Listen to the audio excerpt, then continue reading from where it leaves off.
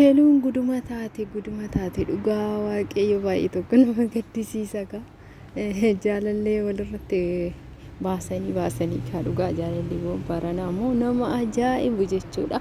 Dhumti isaanii boo'icha jechuudha. Jalqaba kolfaan jalqabu gammachuun jalqabu dhumti isaanii garuu xumurti isaanii boo'icha ta'a. Maaliif akka ta'e yoo kana waaqayyo haa beeku. Nageenyiif araarri waaqayyo akkuma jirtanitti isiniif haa baay'atu kabajamtoota hordoftoota koo akkam jirtu nagaa keessanii bakkuma jirtanitti nageenyi waaqayyo isiniif haa ta'u isiniin jedha. Warreen chaanaalii kootiif haaraa taatan sabiskiraayib godhaa, warreen immoo na jajjabeessaa jirtan guddaa galatooma hundi keessanuu isiniin jedha. Yaada keessan immoo koomentii irratti naaf kaa'a. Egaa heeluu hundi keessanuu hin beektu jechuudha kaa'e heeluutu obboleetti Nahum jechuudha ka hundi keessanii ni beektanii.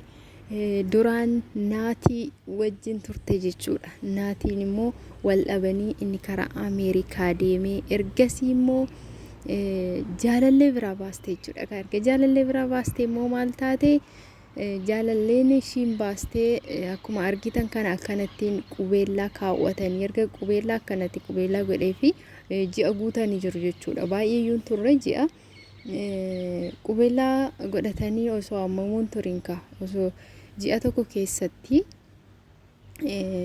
wanti yaadamne uumame jechuudha. Jaalalleen ishii duraan jaalallee biraa qabaa jechuudha. Jaalallee waggaa lamaa waliin ture jaalallee biraa qabaa. Osoo jaalallee saniin ishii saniinis adda bahee osoo adda hin citin heeluu jaallate jechuudha. Yeroo heeluu jaallatu qubeellaa godhee fi erga qubeellaa godhee fi booda jaalalleen sun dhufte ka akkuma argitanii baay'ee tokko wal lolan jechuudha ka baay'ee rakkoon uumamee ture.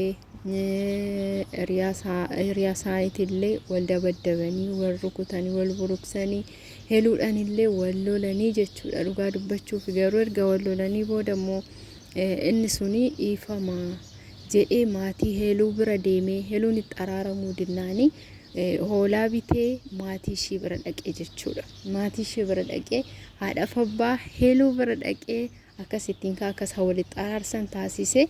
Haati lolteenii akkasuma heeluun illee araaramtee dhiifama gooteef jechuudha. Isa booda immoo maaltu uumame kaaffee keessa osoo waliin turanuu kaaffee keessa ishiin immoo hiriyaa ishii nama biraa wajjiniin yeroo ajaa'iba yaa waaqayyo yeroo wal dhungatan arge jechuudha. Yeroo kana hin maraatee wal lolanii kanuma keessa ka maal ta'e isa booda jaalalleen isaa dhufte jechuudha. Yeroo jaalalleen isaa dhuftu kana ajaa'iba dhugaa heeluun baay'ee rifatte. Egaa isa dhabuu hin barbaadu jettee mala baaste jechuudha. Heeluun maal jettee mala baasti? Ani ulfaa jette ka waan isa qabduuni maaliif hin jaallatti waan ta'eef waan jaallattuuf isarraa adda bahuu hin barbaanne waan ta'eef ani ulfa jetteeni jechuudha. Ulfa san immoo dirqama laalamuu qabda. Mana yaala deemnee laalamuu qabda jedhee innis jedhee jaalalleen isaa kan duraanii sunillee jette. Akkasuma wal qabatanii mana yaalaa yeroo deemayyoo heeluun ulfaa miti garuu isa qabuudhaaf isaan akka addan baane barbaaddeti kana jette jechuudha. Garuu sobni yoomiyyuu nama gargar fageessa gargar nama baasa malee sobni walitti nama hin qabu jechuudha. Dhugaa dubbachuuf hin sobina bakka waliin sobinaa jechuudha. Innis dura jaalallee biraa qaba jedhee osoo jaalallee isaasan ishiitti himee jira ta'e kun hundi dhufu jechuudha. Isheenis immoo isa barbaachaaf isumatti heerumuuf jecha ani ulfa jetteeni jechuudha. Garuu laallamtu ulfaa miti hin sobde ishii waan ta'eefi kanaaf akkamna sobdaa waan daa'ima jaalladhu akka beektu waan beektu fi jedheenillee ammallee baay'ee wal lolanii amma maal ta'e ishee heeluu dhiisee immoo tanattas garagalee jechuudha. Argitanii namni dhiiraas yeroo tokko namni dhiirri tokko nama jibbisiisa dhugaa waaqayyo dhugaa dubbachuuf dhiira hundaa miti. Kanaaf ka amma dhumti isaanii maal ta'e gargar bahuu ta'e jechuudha. Jarri lachuu wal soban waan ta'eef sobni immoo gargar nama baasa. Kanaaf kinoo ammallee ka heeluun dhugaa waaqayyo baay'ee tokko innillee baay'ee tokko aaree isheenillee baay'ee tokko aarte jechuudha. Jarri lachuu sobaan wal miidhanii jiru waan ta'eef dhugaa dubbachuuf baay'ee nama gaddisiisa. Maaliif jireenya gammachuun jalqabanii yoo boo'ichaan gaddaan gargar bahan baay'ee nama jibbisiisa jechuudha. Heeluun illee humnaa ol waan isa jaallattuu fi isarraa adda bahuu hin barbaanne jechuudha. Garuu isheen jetteef isheen isa jaallatteef osoo hin taane kun hundummoo eeyyama waaqayyooti. Maaliif namni waa wal jaallateef qofa wajjin jiraata jechuus miti. Waan isheen isa malee hin jiraadhu jetteef isa malee hin jiraatu jechuu miti jechuudha. Hundummoo eeyyama waaqayyooti, hireedha jechuudha.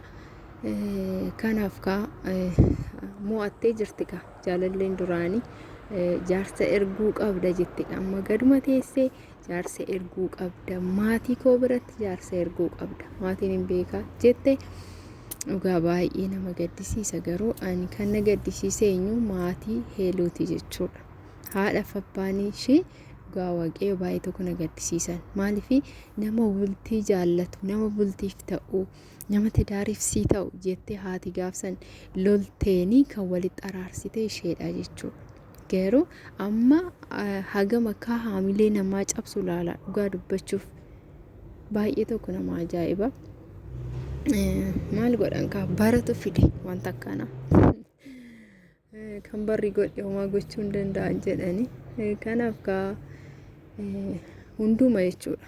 Jaalalleewwan bara kana hundumatu jalqabni isaanii akka jalqabni isaanii bareedee xumurri isaanii hin bareedu jechuudha. Maaliif akka ta'e maaliif garuu kun isaanumarraan kan ka'e jechuudha. Wal sobuurraan kan ka'e wal kabajuu dhiisuurraan kan ka'edha jechuudha. Namni wal kabajee yoo waliin jiraate dhugaadhaan amanamummaadhaan yoo waliin jiraate hin jiraata.